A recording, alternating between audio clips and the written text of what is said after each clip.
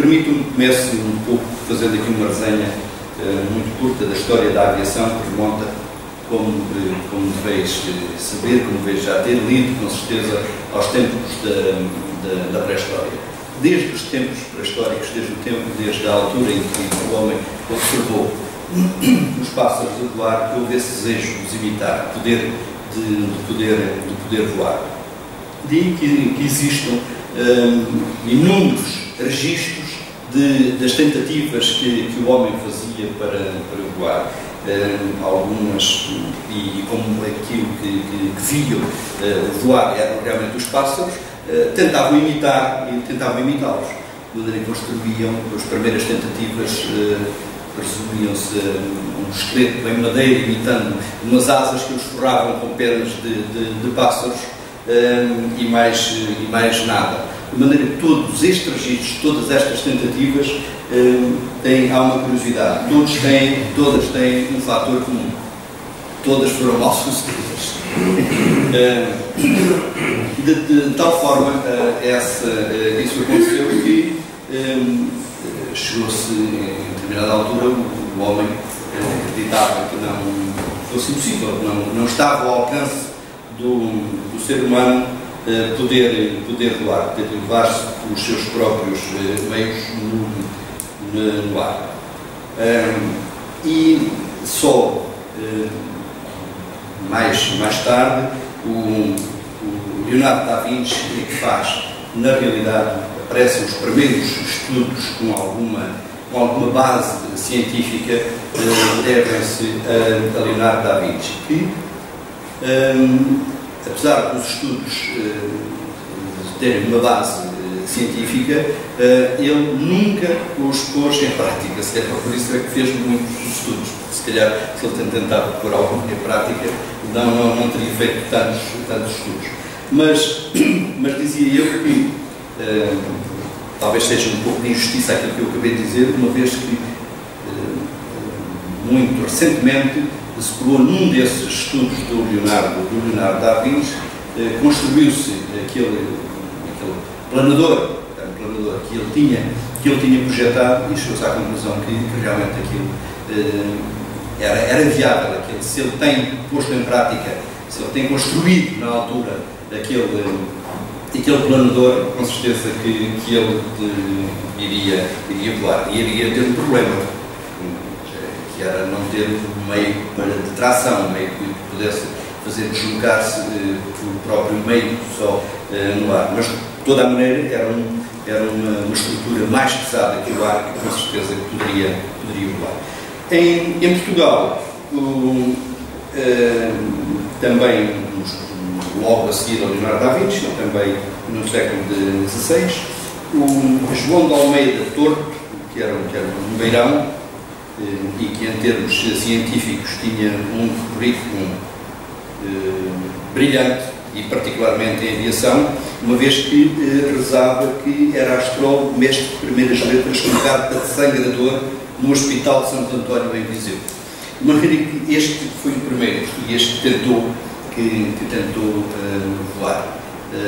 Conseguiu a autorização para, com umas asas muito toscas que ele tinha feito, lançar-se da sede de Viseu, planeando vir a aterrar no campo de São Mateus. Realmente ele lançou-se da torre, da sede, Viseu, e aterrou, não foi no campo de São Mateus, aterrou logo ali, lá à frente, no teto da igreja de São Luís. Depois despenhou-se no chão, e o resultado é aquele que todos já adivinham. Mais tarde, já nos princípios do século XVIII, surge então mais um português, o padre Bartolomeu de Gusmão, com a sua passarola, que faz uma demonstração na corte de Dom João V, e apesar da demonstração que foi feita na corte não ter, apesar da passarola se ter elevado no ar, não terão corrido as coisas muito bem. Mas, de toda a maneira, este foi o primeiro português e talvez a primeira pessoa no mundo que comprovadamente conseguiu que o mais pesado que o ar se levasse pelos próprios meios. Isto, entretanto, houve mais tentativas, mas todas elas não chegaram até nós, uma vez que muitas delas foram destruídas pela Inquisição. Essa organização cujas intervenções nós sabemos que tanto contribuiu para o desenvolvimento da ciência. O segundo voo humano que se tem conhecimento foi realizado em Paris já em 1783, quase 80 anos depois do padre Bartolomeu de Gusmão ter feito essa demonstração na corte de Dom João II. Entretanto, apareceu mais, vamos lá, conseguiram criar aquelas máquinas, o balão de ar quente, mas que eram todas de tal maneira toscas que as coisas acabavam por não correr bem, e depois foram o balão de ar quente, progressivamente foi sendo substituído pelo balão hidrogénio, que se os balões de ar quente não eram muito seguros, porque eram um pouco toscos e também tinham que lidar por vezes com o fogo, e o balão de hidrogénio também não era o menos, porque o hidrogénio, como sabemos, apesar de ser mais leve que o ar, é um elemento que é perigosíssimo, uma vez que explode com muita facilidade. Estes balões ainda, o único controle que o homem tinha era só a subir e a descer, de maneira que não tinha controle de direção. Mais tarde apareceu na época os dirigíveis. Os dirigíveis não era mais do que os balões de hidrogênio, só que já tinham um motor que permitia, um leme que permitia que o homem pudesse controlar a translação. Mas os dirigíveis com hidrogênio também não era uma solução, foi uma solução passageira e que teve que se abandonar porque deu origem a muitos acidentes e com consequências bem dramáticas. No final deste século XIX, na década de 80, então, aparecem as primeiras tentativas para construir o avião, já um aparelho que pudesse, mais pesado que o ar, que se pudesse deslocar pelos próprios meios, e nesta década de 1880, 90 até 1900, realmente a aviação progrediu bastante, mais do que nos milénios anteriores. E no final deste século XIX, que aparecem os irmãos Wright nos Estados Unidos da América e aparece também o português, o brasileiro Santos Dumont, que é um brasileiro que não é conhecido na maior parte do mundo, mas que é considerado um herói nacional brasileiro. Não é muito considerado a nível no resto do mundo, porque nem ele nem os irmãos Wright são muito considerados em termos científicos como sendo os primeiros a fazer um avião que se deslocasse por próprios meios, porque na altura as comunicações não eram o que são hoje, e depois aparecem muitos relatos de que noutros locais, no Oriente, na Nova Zelândia, na Austrália também, eles aparecem com equipamentos mais ou menos da mesma altura que também provável. Claro que os americanos, temos irmãos Wright e consideram-se os pais da aviação. Os brasileiros têm o Santos Dumont, consideram os pais da aviação, e nós, como somos amigos dos brasileiros, claro, temos também a obrigação também de dizer que o Santos Dumont foi, se não foi o primeiro, foi com certeza uma das pessoas que, os aviadores que mais contribuiu para a evolução da aviação. Entretanto, e acelerando para passarmos para o tema de Lisboa-Madeira, dizer que no princípio do século XX começa então todas aquelas aventuras dos aviadores em que as máquinas eram de tal maneira rudimentares,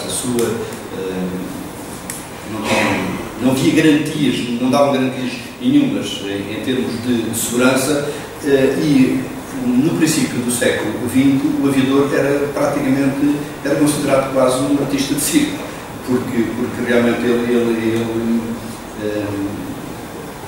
desenvolvia uma atividade de alto risco e muitos perderam a vida neste princípio do século XX, e que nós, com certeza, que os aviadores da atualidade agradecemos, porque foi graças, se calhar, às aventuras deles que a aviação pôde evoluir.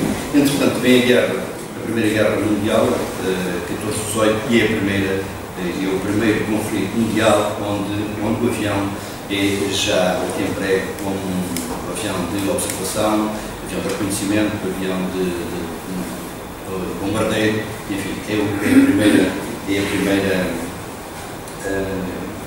primeiro conflito mundial, como disse, onde o avião é emprego nessas funções, nessas missões bélicas. Termina a Primeira Guerra Mundial e entre os anos 1918 e 1939, na altura do início da Segunda Guerra Mundial, são os anos de glória da aviação, porque no início do século, como eu disse, o aviador era praticamente um artista de circo, mas depois acabou. A Primeira Guerra Mundial obrigou a que a técnica se aperfeiçoasse, porque na guerra já o risco propriamente da guerra já era elevado, de maneira que se houvesse máquinas que não fossem fiáveis, esse risco ainda aumentava mais, de maneira que foi obrigado, o homem houve uma obrigação de evoluir nas técnicas de construção e das performances dos aviadores. É a década de 1918 até 1939. E é nessa altura, precisamente, que tem lugar esta primeira ligação aérea entre Lisboa e a Madeira. Dizer que até agora, se calhar há pessoas na ciência que já me ouviram dizer isto, mas se eu não tivesse dito, talvez muita gente não conhecesse, mas até agora não tem sido muito valorizada esta experiência efetuada por Coutinho e Cicador Corporal de ligar Lisboa ao Funchal e para o avião. Normalmente valoriza-se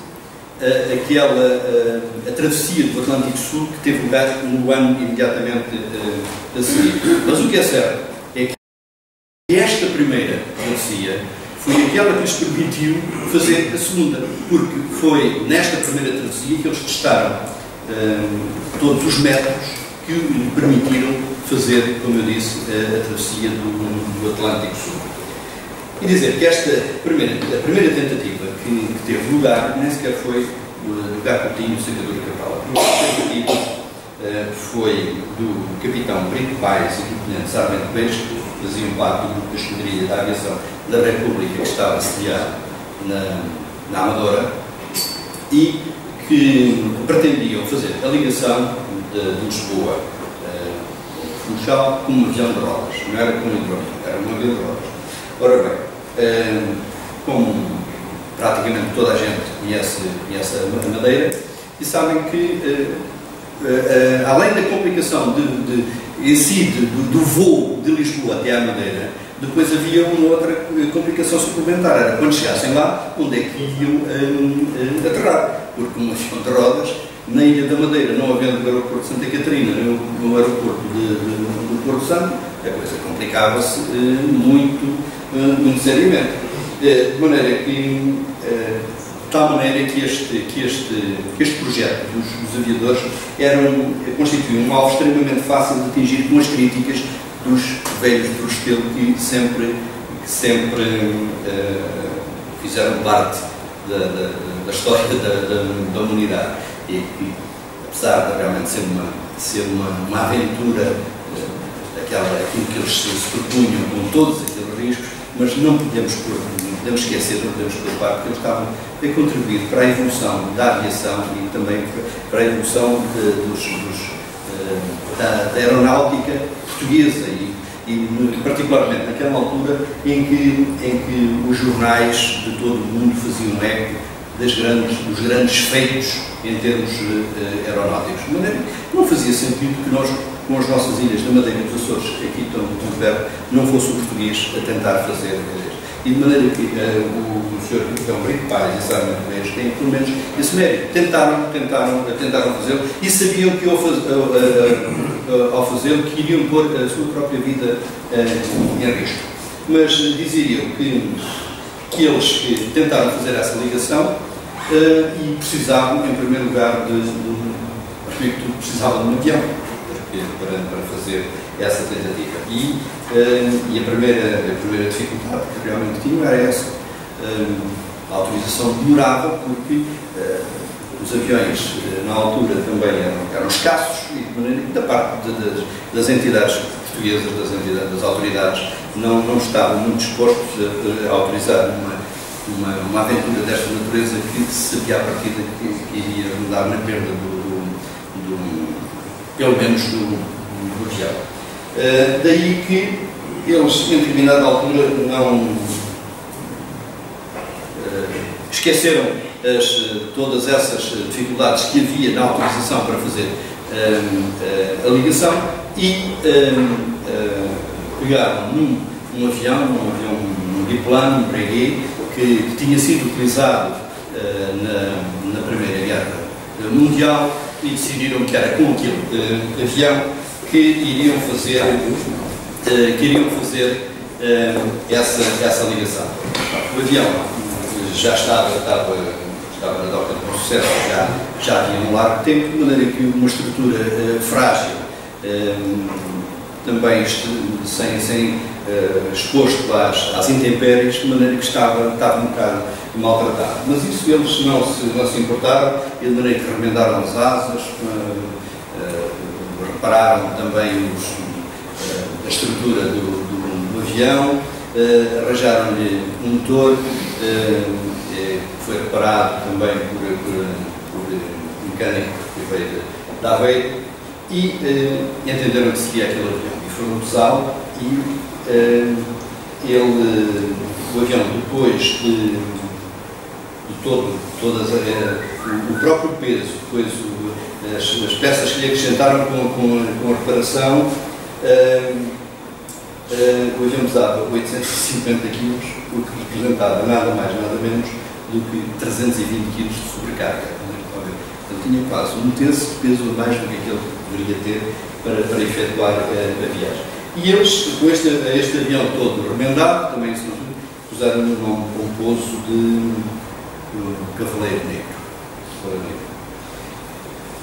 E mesmo com aquele excesso de carga, para quem já voou, sabe que, já nessa altura era assim mesmo, com o excesso de carga, se tiver uma pista longa, se tiver um espaço muito disponível à frente, o avião acaba por, claro, nada de exageros, quer dizer, não. E isto aqui era já um bocadinho exagerado, mas, no entanto, eles tentaram e mesmo assim conseguiram descolar com este peso todo, com o combustível que tinham, e eles previam que 5 a 6 horas de voo, dependia do vento que iriam encontrar, seriam suficientes para atingir a Madeira. De maneira que, a 18 de outubro de 1920, eles presentando todas essas autorizações e com todas estas condicionantes do avião, um bocado tosco e dessa carga, descoaram e em direção à Madeira. Voaram cerca de 8 horas e essas 8 horas era mais do que suficiente para atingirem a ilha da Madeira. O que é certo é que, devido a um nevoeiro,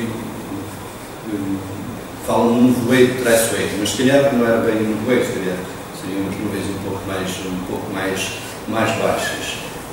Ou devido ao nevoeiro, ou devido a um erro, a um cálculo de navegação, e uma coisa associada à outra, não viram a ilha, tiveram que regressar e o combustível não chegou para atingirem novamente o continente, e eles, quando avistaram um navio a cerca de 400 km da costa, o navio Ganga River, que eles resolveram amarar próximo desse navio e foram recolhidos sãos e salvos. O Diário de Notícias, na altura, o Diário de Notícias do Funchal fez-lhes uns grandes elogios e a população da Madeira, apesar da tentativa não se ter durado, eles foram sempre admirados e acarinhados pelos madeirenses pelo aquilo que representava a sua tentativa de estabelecer fazer esta ligação. Claro que eles em Lisboa foram acusados de delito por haver descolado sem consentimento pelas autoridades, de maneira que ficaram logo, tinham descolado sem autorização. Depois as coisas não correram bem, de maneira que tiveram que ficar, a partir dali tiveram que ficar sossegados. Até que apareceu o Sr.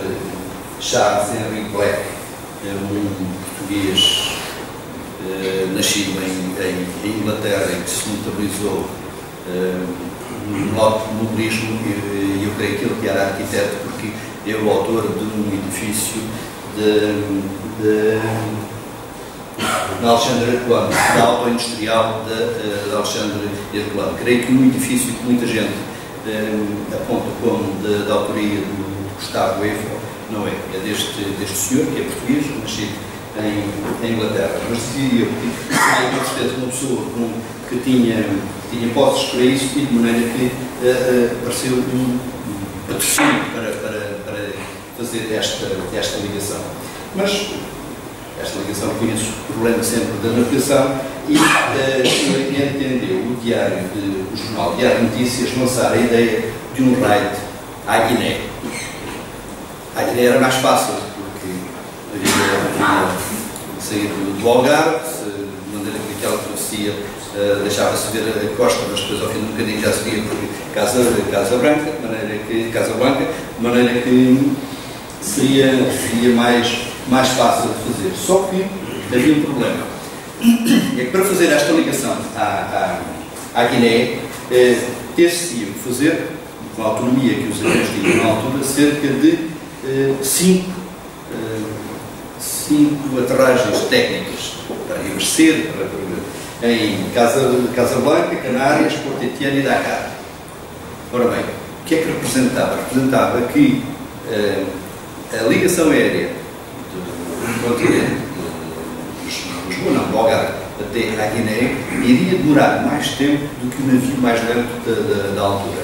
E como já nesse tempo, quando se falava em aviação, se falava em velocidade, os aviões dessa altura já davam facilmente por aquilo que nós podemos ver, cerca de entre os 180 e os 200 e poucos quilómetros por hora, de maneira que sempre se falava em aviação, falava-se em velocidade. Ora bem, se a ligação do Algarve até à Guiné demorava mais tempo do que o navio, de maneira que os tais velhos do Restelo também queriam ter ali tema para debater. De maneira que essa ideia foi abandonada precisamente porque era muito fácil criticar essa iniciativa. Foi então que em 1921, no ano a seguir à tentativa de Saramago Peixe, Gá Coutinho tinha feito um estudo no campo da navegação aérea que permitiu a aplicação de um nível ao sustante para obter o horizonte artificial. O horizonte artificial, em termos de aviação, o aviador, se nós sabemos normalmente qual é a nossa posição, se temos de pé, se temos um bocadinho mais tortos, porque normalmente temos a referência do horizonte natural. Se nos espalhar tanto assim que se recorre às vezes para sabermos se há um equilíbrio, se conseguimos equilibrar bem ou não, muitas vezes o médico até manda fechar os olhos e juntar os pés para o centro de gravidade fica a ver. E a partir do momento em que perdemos o horizonte, temos tendência a desequilibrarmos. Ora bem,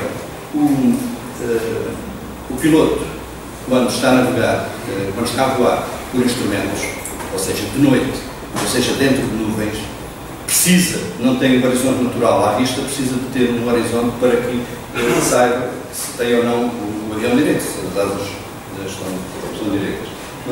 E é isso que chamamos um horizonte artificial.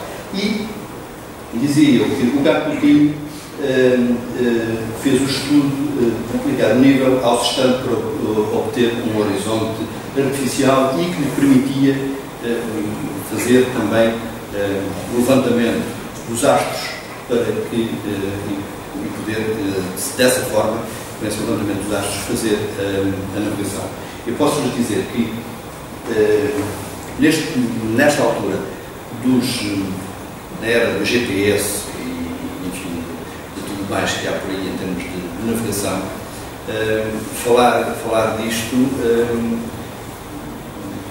até nos parece quase impossível, mas nessa altura não havia nada. Nós, neste momento, as Forças Armadas ainda têm um quadro pequeno, mas ainda têm um quadro de navegadores. Isto porquê? Porque em caso de conflito, todos estes sistemas modernos de navegação precisam de apoio exterior, ou precisam dos satélites, ou precisam, se for o caso não sendo GPS, mas sendo um VOR, sistemas eletrónicos que funcionam com frequência rádio, VHF, todos esses, em caso de conflito, todos esses instrumentos são vulneráveis. Os satélites podem ser desligados, os VORs ser destruídos, e de maneira que praticamente a aviação parava. De maneira que não é bem assim, porque, sobretudo nas forças aéreas, ainda aquele quadro muito pequeno, mas existem navegadores. Posso-vos dizer que no meu tempo, muitas vezes nós fazíamos a viagem de Lisboa para a Madeira, a viagem para os Açores, em que esses navegadores iam a treinar. Nós o que é que fazíamos? Tirávamos o brilho ao sistema de navegação eletrónico para os abrigo, porque senão eles, colocando o olho e ao ver do sistema, nem que aquilo observavam, ficava tudo certinho. De maneira que desligávamos e eles treinavam essa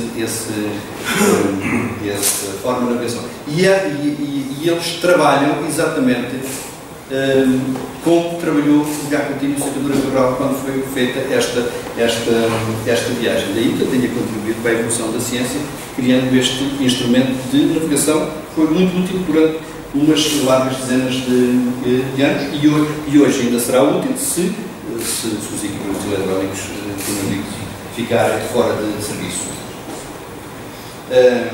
Mas diziam que o Gá Coutinho e o Sacadura Cabral resolveram então aventurar-se nesta travessia e pôr em prática estes conhecimentos que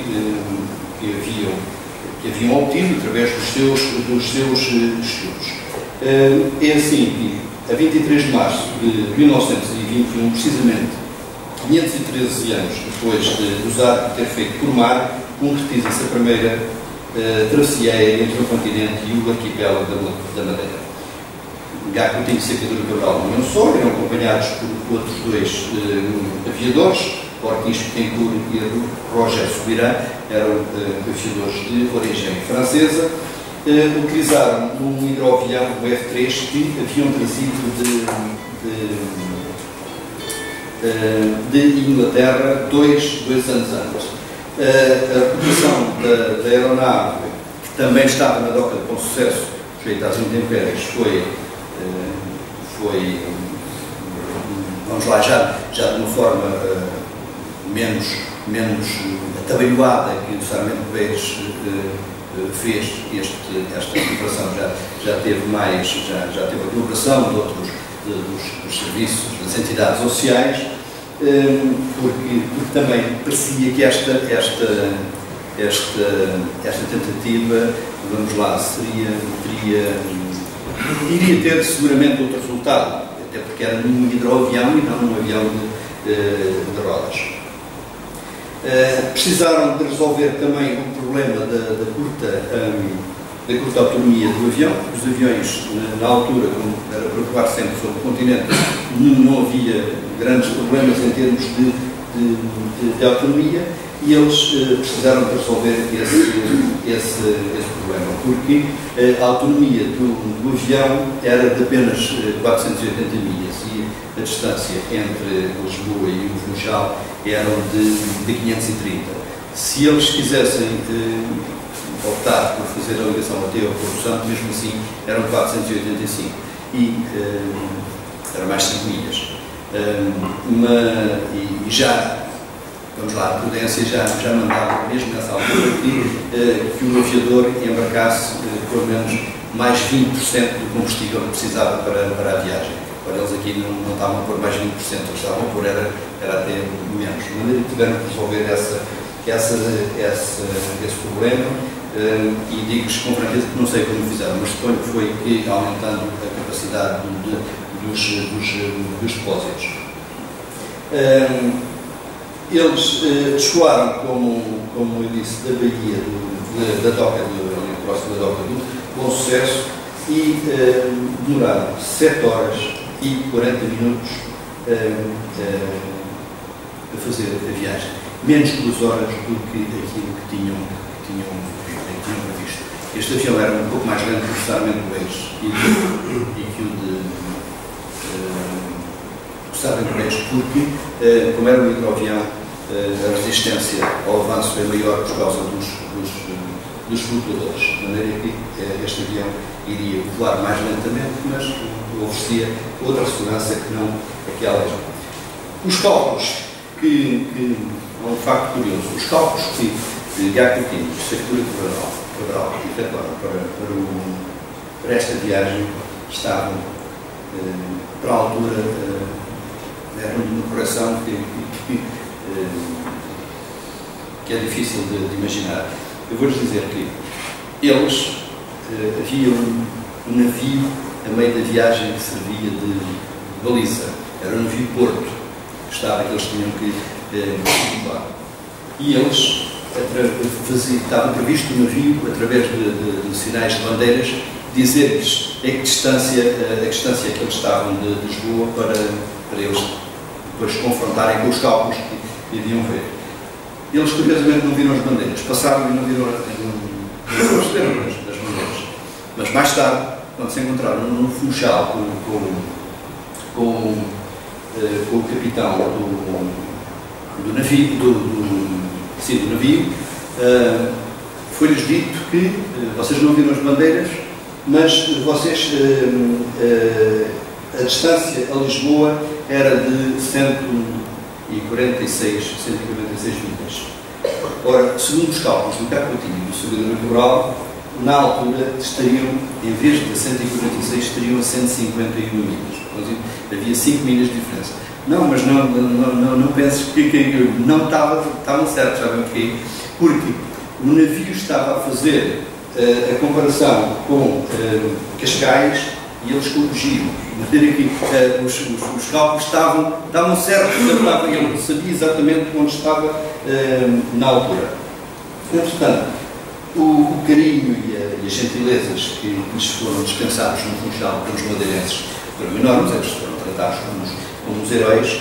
Entretanto, passou-me aqui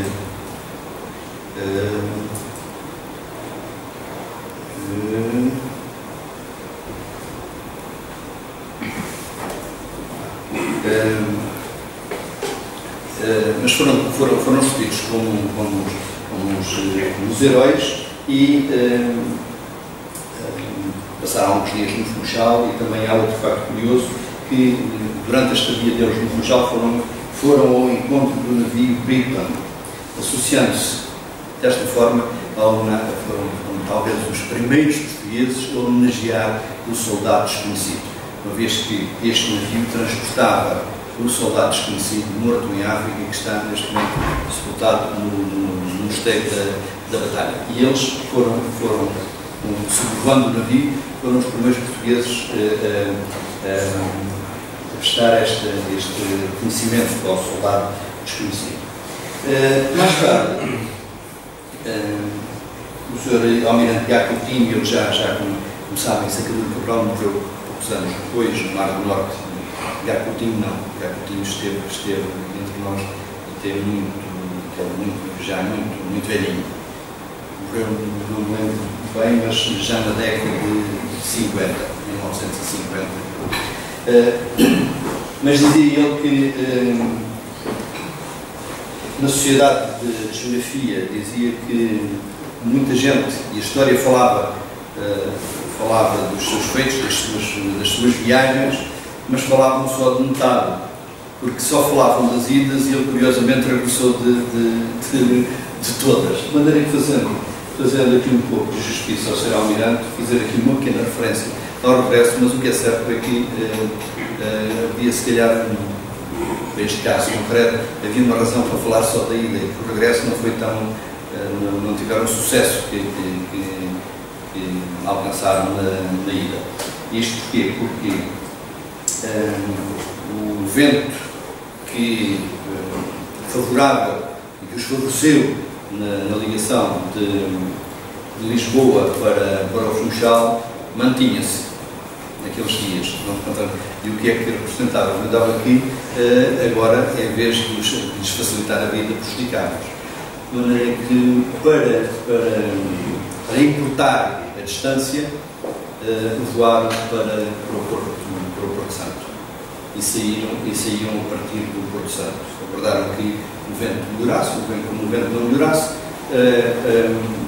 pensaram avançar. Em termos de navegação, a viagem de regresso não era um problema como tinha sido da ida, porque mais à esquerda, mais à direita haviam de dar sempre com o continente. A ilha, atenção que a Ilha da Madeira é muito grande, mas atenção, mas no meio do oceano aquilo é uma cabeça de alfinete, de maneira que dizia que o problema não se punha em termos de navegação, porque mais a norte, mais a sul dariam sempre à costa portuguesa, mas punha-se em termos de autonomia do avião. E eles fizeram os cálculos que havia duas alternativas. Eles, a 220 milhas do Porto Santo, encontravam-se num ponto que estariam à mesma distância de Lagos, Casablanca e do Porto Santo.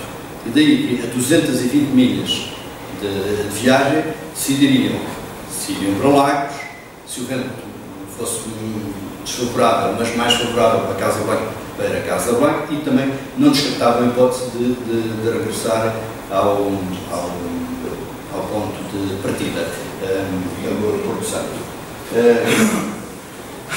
Embarcaram o máximo de combustível que tinham, fizeram uma tentativa para descolar, mas o avião, com a carga máxima que tinha, quando se entrou no ar, um dos flutuadores bateu fortemente na água, e de maneira que acabaram por se despenhar e o avião partiu-se todo, de maneira que acabaram por regressar de navio para o continente. Dizemos que isto foi em 1921 e até 1935 só há o registro de mais uma viagem bem sucedida entre Lisboa e a Madeira. Estão a ver que foi um feito para a altura.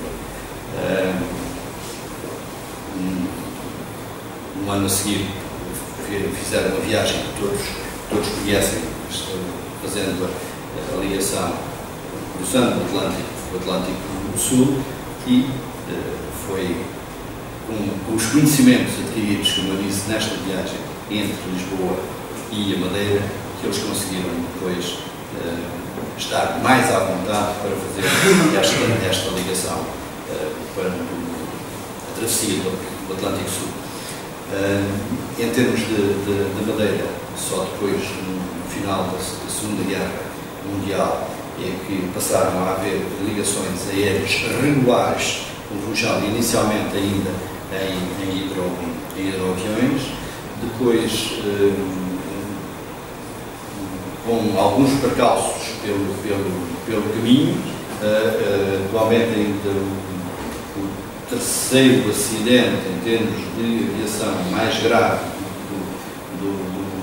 em aviões portugueses ainda é uma dessas ligações, em que morreram 36 pessoas, o avião desapareceu no Atlântico, e depois, só em 1960, é que seria inaugurada a pista de Porto Santo, e depois, mais tarde, a pista de Santa Catarina. Era isto que eu tinha para vos dizer. Com certeza, estas ligações, eu poderia falar mais sobre estas ligações, mas vou-lhes tomar muito tempo, de maneira que o objetivo era da primeira ligação, e foi isso que eu agora peço desculpa, só para... Isto são fotografias da altura. Isto é